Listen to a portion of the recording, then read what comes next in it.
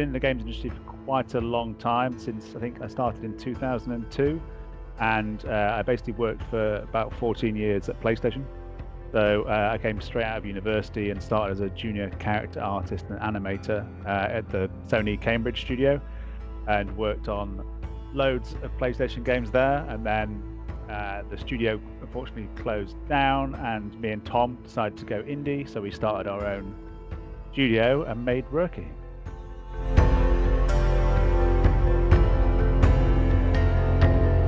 We were very much inspired by the classic point-and-click adventure games that we loved growing up. Before the Sony studio closed, we worked a lot on shooting games, and so we wanted to do something that felt a bit more personal and non-violent, and also was more of a storytelling game about family, and something that would touch people and would stay with them. And so we knew we wanted to make an adventure game, but very much update it for players today, because some of those older titles can feel a little bit dated or quite frustrating to play. So we wanted it to be a modern adventure game that players of all ages could pick up and play.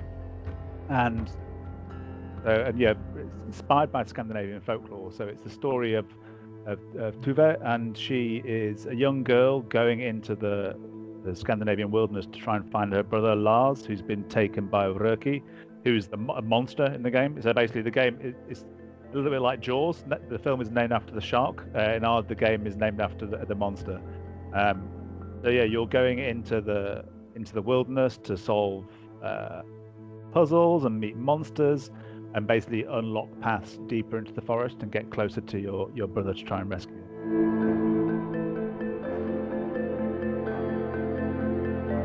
We kind of knew we wanted to make this modern take on adventure games, and we had a number of different settings and things that we were interested in, like areas. One of them that came up was Scandinavian folklore, and it wasn't really the gods like Thor and Odin. It was more the creepy creatures from like the lakes and the forests and the caves. And for us, they felt really exciting, and quite a lot of them felt quite tragic, and they were quite sad, and they had quite a lot of depth to them. They weren't just like scary monsters.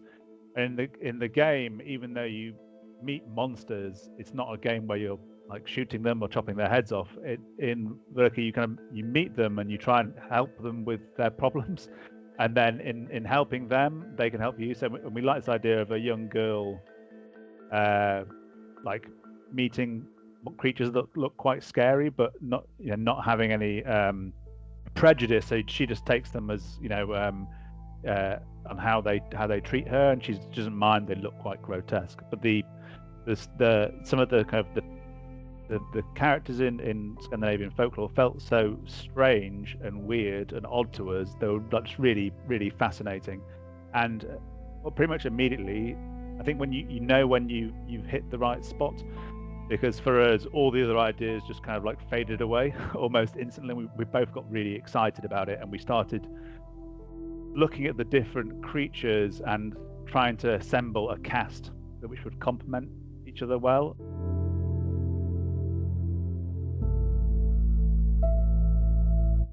We did lots of research really, and like very much the cast is very much our interpretation of the folklore. In Scandinavian folklore, there's lots of creatures that drag things into the water, because a lot of the folklore, its origins will be in cautionary tales to stop children from stay away from the water, don't drown because it's very cold. And so, but obviously we didn't want to have just all the creatures are just like water based or dragging, because it's very one note. So we wanted to make sure we had a good contrast there, and so yeah, we did lots of research and reading, and we also, in terms of the Scandinavian aspect, we did we had research trips to make sure, taking lots of reference photographs. We went to Oslo to do a lot of the voice recording sessions. So we wanted to make sure that there was a really strong sense of place in the game. And even though it's not a specific Scandinavian country, we wanted to make sure that it felt quite real and quite tangible.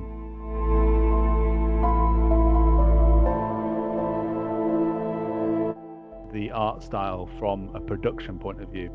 So because we knew we wanted to have like a big adventure with lots of different locations and lots of different monsters, but we knew we were going to have like 2 people in the art team, or maybe 3 at certain points, and so we started going, okay, well, how can we create a big adventure and not compromise on that, but with a really small team? And so we looked at the kind of traditional art pipeline, like 3D art pipeline, and we decided to see what would happen if we just removed whole sections of it. And so, for example, like lighting, there's no like traditional 3D lighting in the game. It's all flat colors that we pick. So and so actually that saved a load of time, like production time, and also created quite a unique look. So it was quite interesting to look at it from a pragmatic point of view. Well, what would a game look like if we removed these things? And working with creative limitations and restrictions in that way, it can be quite interesting. Something that looks quite new and quite different, and maybe that's now a strength. And we also found that when we went to this flat shaded art style, it allowed us to translate things very well from Photoshop into 3D in game, because sometimes in screenshots people think the game is in 2D, but actually it's in 3D, because the way of creating it is quite simple. If we draw something in Photoshop, then we can very easily replicate it in terms of like the color values and the contrast. There's not extra lighting information getting in the way. So for us, it was a really nice way to work. I'm guessing one other aspect of the art style that helped us in a number of ways was the kind of cameras and the cinematography, because it's not a comedy game really. It has like funny moments, but it's a story about the reforging of this broken family.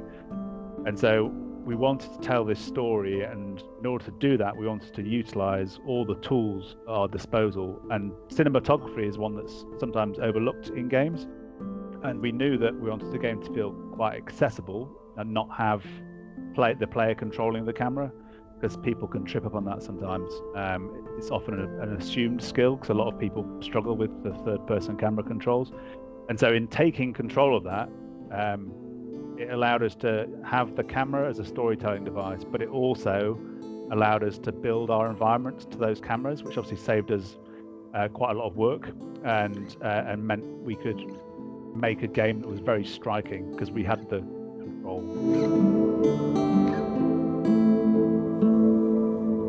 I think the storytelling, see, when you're making a game, you're quite close to it, and sometimes it's hard to take a step back and see how it will resonate with people.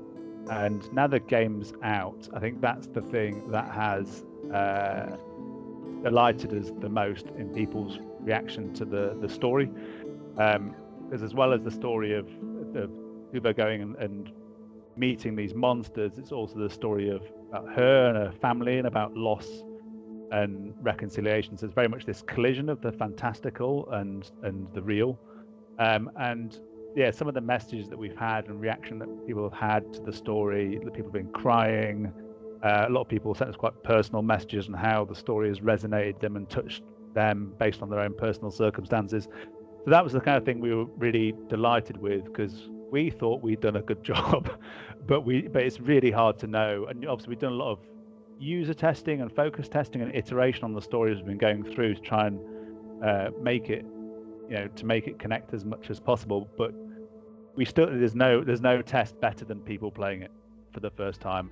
I suppose the one other aspect is Tuva herself, the character. We read an article that someone said she's an achievement in game development because she's a child character that's not annoying. And so and that was one of I didn't actually realize we'd taken a risk with that until I read that, and I was like, oh yeah, maybe that was quite risky. And so I think her as a character, in terms of her design and her animation, and the writing as well, if she feels like a really I'm really proud of her as a creation. I think she's quite warm and appealing, and a character that people feel drawn to, I think.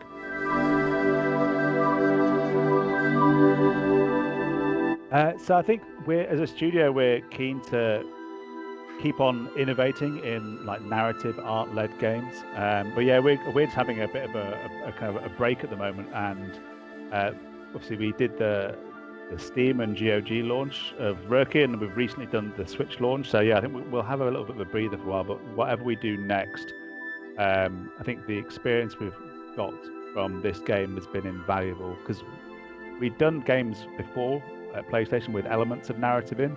We've definitely learned a lot, and also in terms of like making non-violent games. That was something that was kind of, as for us as creators, as we've got a little bit older, wanting to make something that was more contemplative and more personal.